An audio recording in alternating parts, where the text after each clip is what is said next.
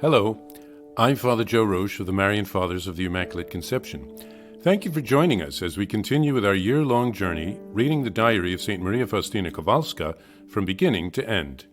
Today we take up from where we left off, beginning with diary entry number 1043. This day, the 23rd, that is Tuesday of Holy Week, is a day on which the Lord has granted me many graces. Suddenly, God's presence took hold of me, and at once I saw myself in Rome, in the Holy Father's chapel, and at the same time I was in our chapel, and the celebration of the Holy Father and the entire Church was closely connected with our chapel, and in a very special way with our congregation. And I took part in the solemn celebration simultaneously here and in Rome, for the celebration was so closely connected with Rome that, even as I write, I cannot distinguish the two, but I am writing it down as I saw it. I saw the Lord Jesus in our chapel, exposed in the monstrance on the high altar. The chapel was adorned as for a feast, and on that day anyone who wanted to come was allowed in. The crowd was so enormous that the eye could not take it all in.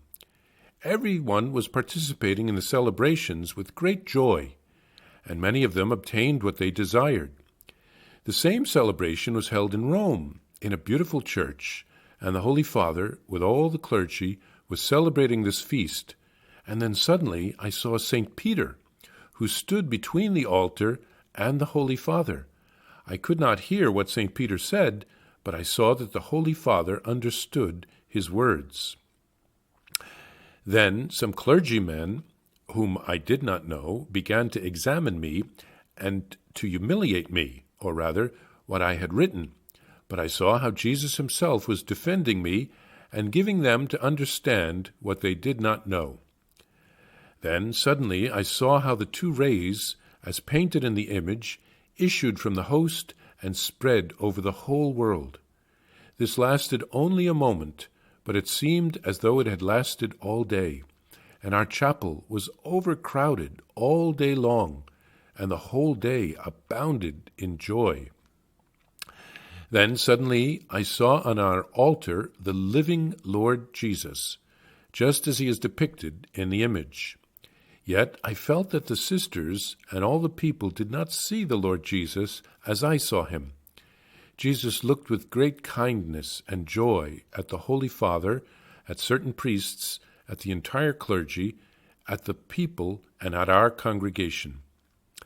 Then, in an instant, I was caught up to stand near Jesus, and I stood on the altar next to the Lord Jesus, and my spirit was filled with a happiness so great that I am unable to comprehend it or write about it.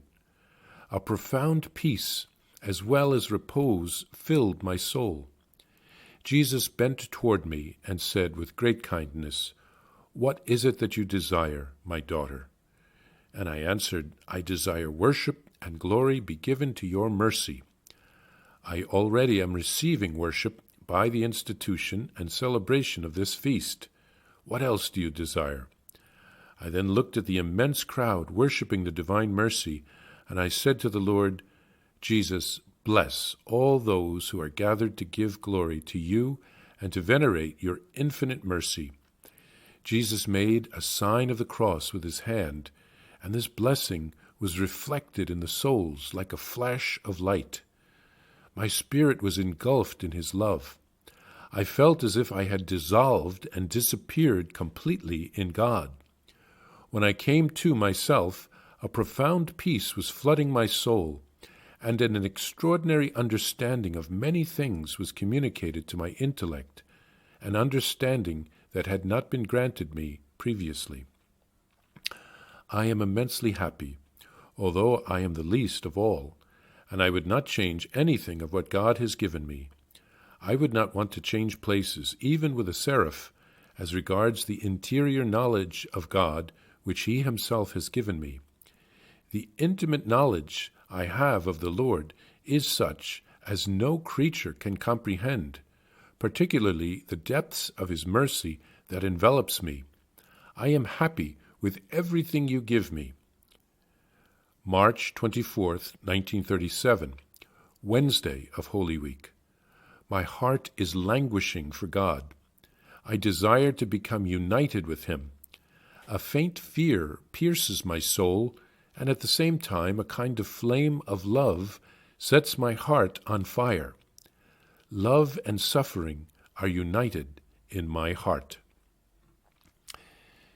St. Faustina writes here of being present at the great feast of the Divine Mercy in Rome, which was also being celebrated at the Sisters' Chapel in Krakow. The Lord gave her a foretaste of the celebration in the year 2000, the Great Jubilee, which was actually 62 years after her death.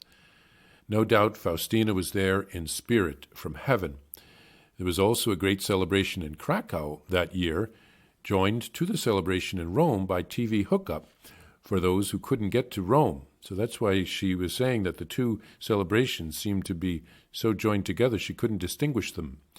I myself was in Stockbridge at our National Shrine of the Divine Mercy that year doing the EWTN TV broadcast, and so I got to see some of what happened in Rome and some of what happened in Krakow on TV. During St. Faustina's lifetime, their chapel was only open to the sisters and to the wards. It was only during the German occupation that it was opened to the public, which was after her death. That's why it was so unusual for her in this vision to see so many people from the outside in their chapel. That would have been for the celebration many years after their death.